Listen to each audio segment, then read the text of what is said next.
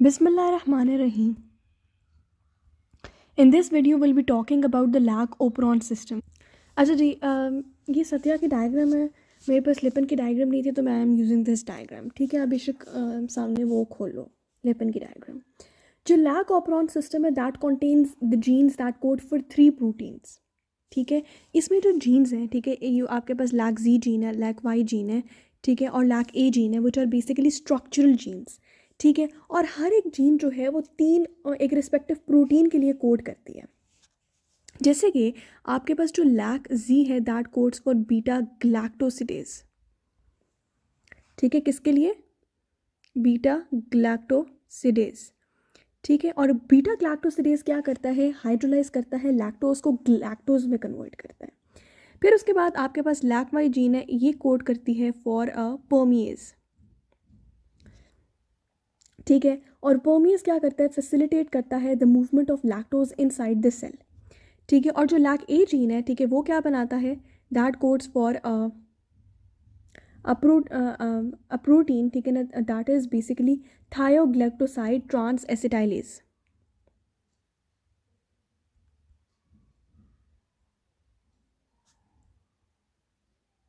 ठीक हो गया? अच्छा, तो इसका क्या काम है? थायोग्लाइकोसाइड ट्रांस एसिटाइलेज का. इसने क्या करना है? एसिटाइलेट करना है ग्लूकोज को, सॉरी लैक्टोज को. सो थायोग्लाइकोसाइड ट्रांस एसिटाइलेज क्या करेगा कि एसिटाइलेट करेगा आपके उस लैक्टोज को. बीटा परमिएज आपके लैक्टोज की को पास कराएगा throughout to the cell, and once it is inside the cell the beta galactosidase will act on lactose to convert it into glucose and galactose.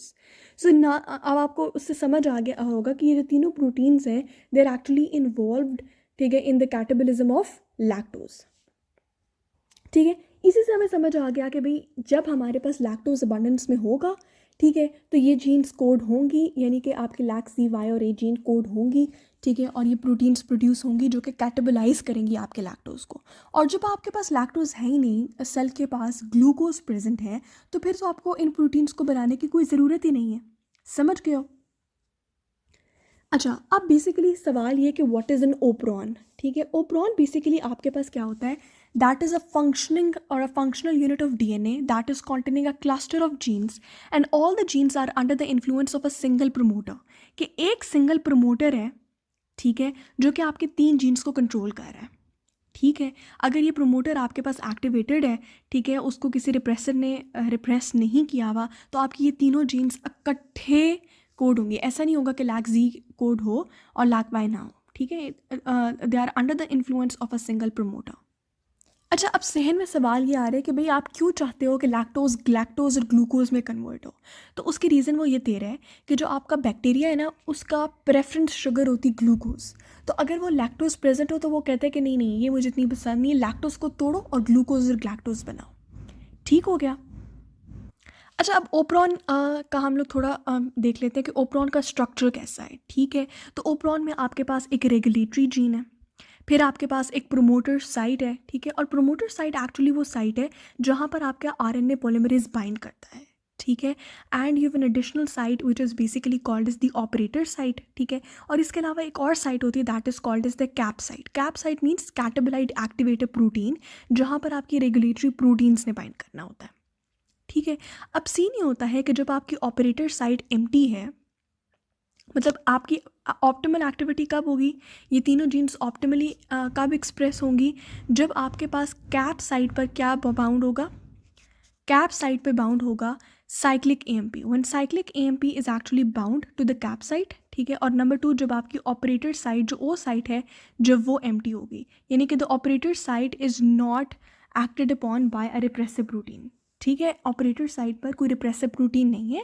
ठीक है, तो तब क्या होगा कि आपके प्रोमोटर साइट पे लगने हुआ RNA polymerase that can slide forward. But if your operator site के ऊपर कोई रिप्रेसिव प्रोटीन अटैच है तो वो स्लाइड फॉरवर्ड नहीं कर सकता. समझ रहे हो? ठीक है. अच्छा, अब बेसिकली हमारे पास ये रिप्रेसर को कौन प्रोड्यूस करता है? The repressor is actually produced by this regulatory gene. ये जो रेगुलेटरी जीन है लैक आई, ठीक है, that is not a part of this lac operon system. Why? Because it is controlled by a separate promoter. इसका एक अपना promoter होता है. ठीक है, ठीक है। ये जो लैक आई है, ठीक है, ये आपके पास रिप्रेसर बनाता है, ठीक है, और जो रिप्रेसर होता है वो हमारे पास जाकर ऑपरेटर साइड पर बाइंड करता है। लेकिन समटाइम्स हम इस रिप्रेसर को रिप्रेसर जो है इसको हम लोग साइड पे कर देते हैं। अब वो मैं आपको बताती हूँ कैसे। हाँ जी, तो वो ऐसे कि कुछ लैक्टोज जो होता है ना वो एक आइसोमर में कन्वर्ट होता है which is allolactose, and this allolactose acts as an inducer. ठीक है, ये एलोलैक्टोज आपके इस रिप्रेसर के साथ जाकर लग जाता है और उसकी कॉन्फर्मेशन को ख़राब कर देता है। तो इस तरीके से अपना रिप्रेसर काम नहीं कर पाता। लेकिन रिप्रेसर ने हर सूरत बनना है, because repressor is a part, not a part of the operon. ये एक सेपरेटली कॉन्स्टिट्यूटिव जीन है। ठीक है, ये कॉन्स्टिट्यूटिव जीन होती है कि जो which is not well regulated, उसने बनना ही बनना है। लेकिन yes, it has some role in regulating the operon, but it is not itself regulated. ठीक है, ये कॉन्स्टिट्यूटिव है। अच्छा जी, अब हम वो तीनों सिनेरियोज पढ़ने लगे हैं। ठीक है, यानी कि पहला सिनेरियो जब आपके पास ग्लूकोज अवेलेबल है, ठीक है, और आपके पास लैक्टोज नहीं है, सॉरी, ग्लूकोज अवेलेबल है और लैक्टोज नहीं है, लैक्टोज है ही नहीं। ठीक है, तो इस केस में क्या होगा कि आपका लैक ओपरॉन सिस्टम जो है वो रिप्रेस हो जाएगा, ऑफ हो जाएगा। क्यों? क्योंकि लैक्टोज तो है ही नहीं। तो हमने उन ऐसी जीन्स, ऐसी प्रोटीन्स बनाकर, ऐसी जीन्स को एक्टिवेट करके हमने क्या करना है, जिन्होंने लैक्टोज को ब्रेक डाउन करना है, लैक्टोज तो है ही नहीं। समझ रहे हो? ठीक है, तो ये रिप्रेशन या ऑपरॉन सिस्टम कैसे ऑफ होगा कि वो जो रिप्रेसिव प्रोटीन है वो जाकर आपकी ओ साइड पे लग जाएगी, यानी कि ऑपरेटर साइड पे लग जाएगी। ठीक है, और आरएनए पॉलीमरेज आगे स्लाइड फॉरवर्ड नहीं कर सकेगा। ठीक है, मैं रीड भी कर लेती हूँ। Repression is mediated by repressive protein binding, ठीक है, to the O site which is downstream of the promoter, binding of the repressor with binding of the repressor interferes with the binding of RNA polymerase to the promoter. ठीक है, so this is an example of negative regulation. ठीक है, अब हम दूसरा scenario देखते हैं। ठीक है, जिसमें उन्होंने बताया कि आपके पास लैक्टोज तो अवेलेबल है लेकिन ग्लूकोज अवेलेबल नहीं है। तो इस केस में तो हमने उस ऑपरॉन सिस्टम को ऑन कर देना है। ठीक है, तो अब क्या होगा, उस रिप्रेसर के साथ हम क्या करेंगे? रिप्रेसर ने जो लैक आई जीन है, ठीक है, वो तो उसने बनाना है, लेकिन हम क्या करेंगे, एलोलैक्टोज जो कि एक इंड्यूसर है, ठीक है, वो उस रिप्रेसर को इनहिबिट कर देगा। ठीक है, अच्छा जी, तो वो ऑपरेटर साइट अब आपकी एम्प्टी है और यहाँ पर आपके पास कैप साइट है, that is also bound to the cyclic AMP। ठीक है, क्यों? क्योंकि जब आपके पास ग्लूकोज लेवल कम होते हैं तो more of your ATP is converted into cyclic AMP। Cyclic AMP के लेवल्स ज़्यादा हो जाते हैं। ठीक है, because when your glucose levels are low, आपका एडिनाइलाइल साइक्लेज गेट्स एक्टिवेटेड। ठीक है, ग्लूकोज लेवल लो तो आपका ग्लूकागॉन इंक्रीज हो जाता है, and glucagon increases your adenylyl cyclase, it acts on this cyclic AMP second messenger system and it increases the levels of your cyclic AMP। समझ रहे हो? तो जब आपके पास ग्लूकोज लेवल्स लो होते हैं, ग्लूकागॉन लेवल्स हाई होते हैं, तो glucagon activates your cyclic AMP second messenger system.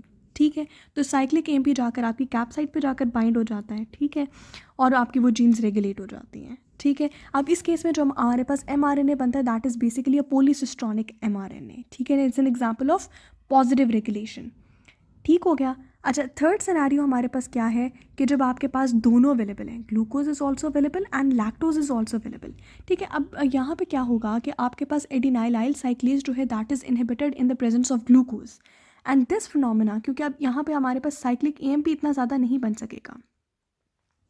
ठीक है, जिसकी वजह से क्या होगा कि चले हमने रिप्रेसर साइट को तो हम इनहिबिट कर देंगे विद एलोलैक्टोज, लेकिन हमारे पास साइक्लिक AMP के लेवल्स बहुत कम होंगे। That is a phenomenon that is called catabolite repression, catabolite repression. ठीक है, तो इस केस में हमारे पास क्या होगा कि there will be only a basal level of protein formation.